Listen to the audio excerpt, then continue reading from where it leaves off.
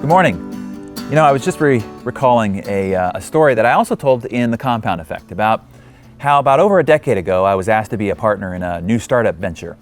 I invested a huge amount of money into the deal. I worked tirelessly on it for nearly 2.5 years. Later I found out though that my partner had mismanaged the money, squandered all the cash. I lost nearly $500,000 and the 2+ years of my life.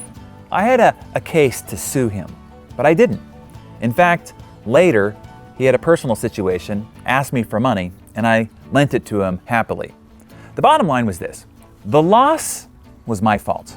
I had to remember, I agreed to be his partner without doing enough due diligence on his background and personal character. During our time in business, it's true, I was the one not inspecting what I was expecting. I could justify it by saying I trusted him, but the truth was, I was guilty of being lazy and not watching the finances more diligently.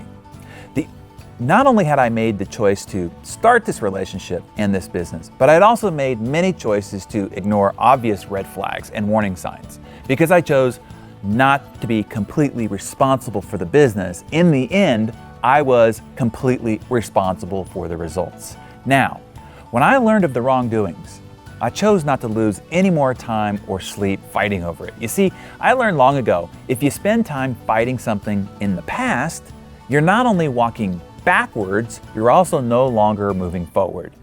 Now your losses are compounded. Now, instead, I licked my wounds, learned my lesson, and just moved on.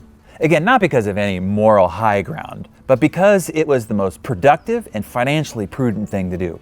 In hindsight, I'd make the same choice to pick up and move on again today, as I've done in many situations since. I encourage you to do the same.